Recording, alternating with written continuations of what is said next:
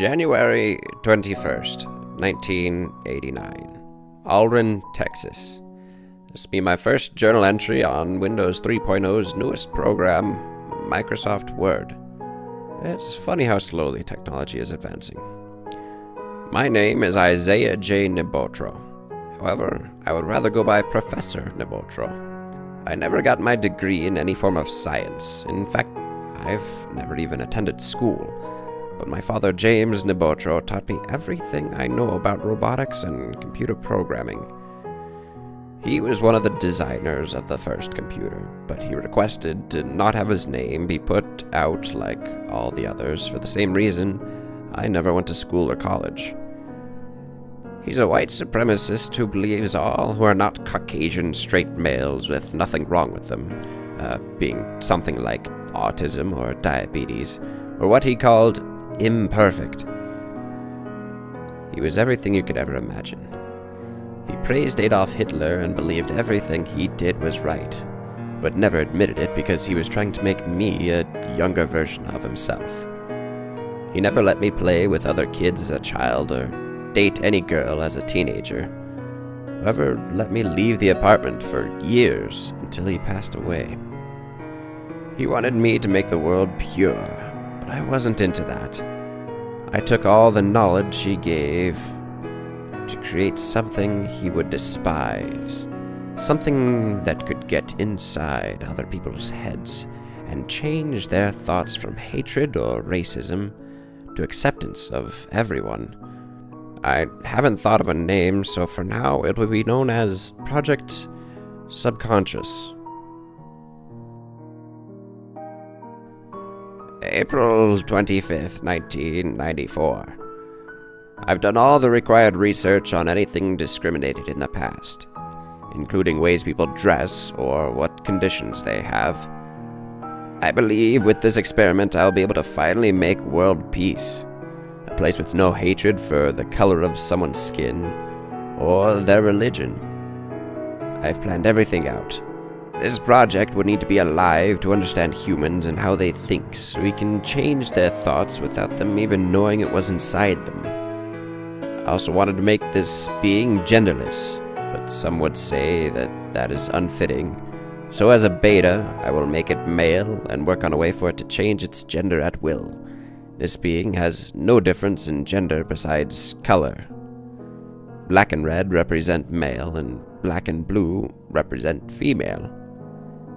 There is one thing that worries me, and that's what this being will run on so that it may stay alive.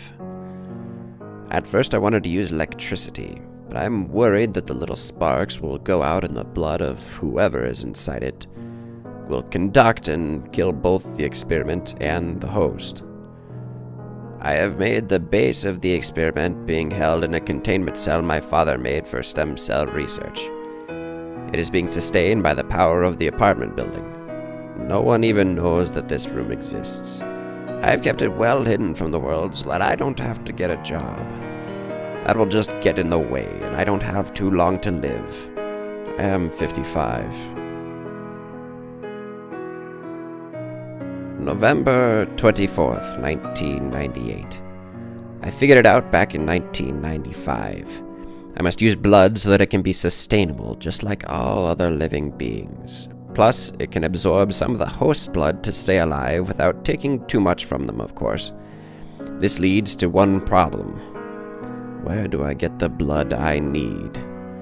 I thought to myself and remembered I have connections to the local hospital. I have met a nurse who worked there named Betty Noshigra. She has a 13-year-old daughter named Alexis, who is the only one who knows about the secret department. While she was 10, I would watch her and still work on Cruentus. That's the experiment's name, Cruentus. It's Latin for bloodthirsting, and Cruentus runs off of other people's blood. Alexis saw Cruentus and thought it looked pretty.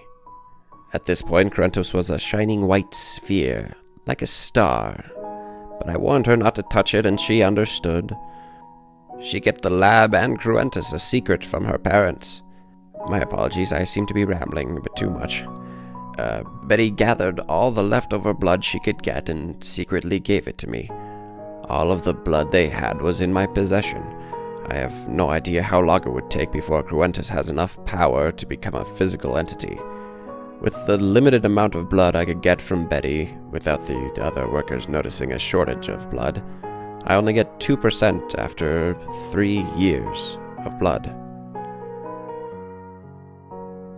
April 5th, 2001. Blood count 5%. It was a tragic day for Alexis. Her mother Betty was murdered by her own husband, who then left Alexis to die. Roger was a lot like my father, except he wasn't racist, sexist, or homophobic. He just hated the Gothic subculture, and that is exactly how Alexis dressed.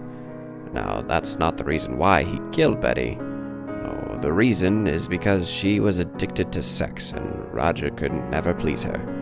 After Alexis was born, she would sell her body to other men. He took 16 years of revenge on her. I offered Alexis to stay with me until she could get back on her feet. October 25th, 2003. Blood count 7%. Alexis got me another connection to get blood for Cruentus. She used her looks to gain a connection with an intern at the same hospital Betty worked in. I may sound like a pedophile saying this, and it doesn't help that I'm 64, but she really does have a nice body. Not that I tried anything, I would never. But there is something I need to do, and I need her help. I know she'll say no, so I'll just go ahead and do it. She got us both shots of vodka, set them on the table, and went to the restroom.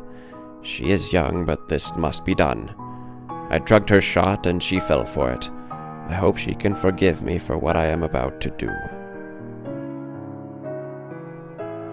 October 26th, 2003. Blood count 7%. The test was a success. I replaced her shoulder bones and shoulder blades with these chains that would carefully move through her arms without ripping any muscle or tissue. Outside of her palms were two very thick and large blades. She is able to control the chains at will and turn the weapon into ashes when it isn't needed, which then would regenerate in the instinct of danger, thanks to my father's stem cell research. She couldn't control at first, but she later on got the hang of it, and she was absolutely furious with me. She said, quote, "You fucking bastard, what have you done to me? You've turned me into a monster. I can't believe I actually thought you were nice." After that, she gathered her stuff and left on her motorcycle. I believe it was all worth it, though. With a similar tactic, I was able to give Cruentus its own weapons and even powers it can use for self-defense, or possibly protecting the world if a war happens to start. Even though his concept was to make world peace, I still gave it these abilities, just in case. March 28th, 2008. Blood count 10%. I have enough blood now to make Cruentus a physical being, but still not enough to become sustainable unless he stays in that containment cell. I must do further research on Cruentus to see when it would be ready. I would also teach it ways of humanity. All I need is one last thing. The base of his personality. He's not just going to become a saint because I said so, and making a personality with codes is impossible for now, so I'll have to get a strand of DNA from a saint that is not blood, because Cruentus would take it as more power, of course. I went out to town to find this person and got impatient very, very quickly, until I found this blonde woman wearing all pink while giggling at her phone. I went up to her and asked her a few questions on how she felt about racism, homophobia, being against any religion or anything else, and she didn't like the idea of hating someone for all of that. She walked past me in a hurry, but I plucked a piece of hair from her head and rushed back to the apartment. I finished the last of the coating and carefully dropped the hair into the white sphere. It disappeared as if it was burnt. I thought the hair wasn't going to be enough for a second until I saw a reaction. The once white sphere turned red and something was moving in the ball. An eye popped out, but not the kind I was imagining. In fact, this isn't the initial design I have for Cruentus. The eye was dead white with the smallest black pupil you've ever seen and a red, dark red iris. The second eye was formed and later on its mouth. That was the largest and most disturbing smile I've ever seen. His teeth looked like they were covered in blood stains, and the mouth had a red outline just like his eyes.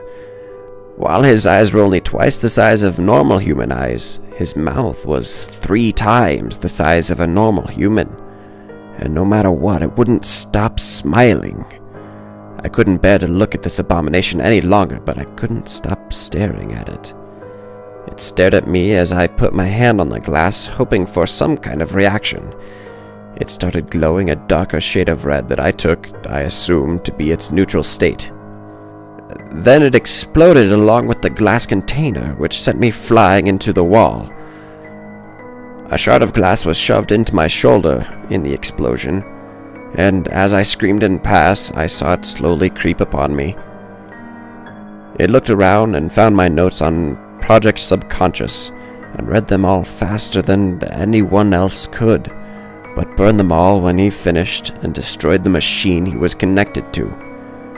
The explosion stopped as if time froze, and I saw the 10% representing his blood count decrease to 9. It started screaming at me with its mouth not even opening for the loudest words.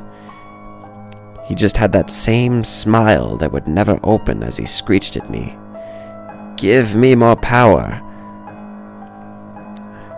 I begged for mercy and explained the machine he destroyed was the only source of power he had.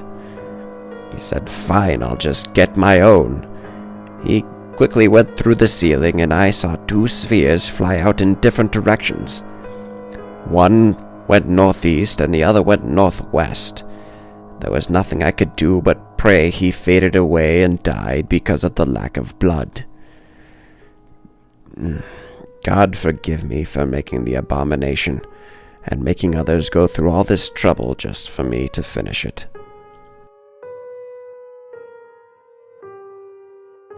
March 29th, 2008.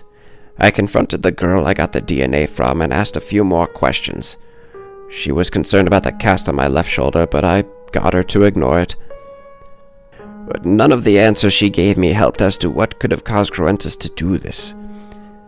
I then followed her home just in case, and I found something rather disturbing. I looked through her window to see a satanic pendant painted on the floor in blood, and candles at each tip of the star.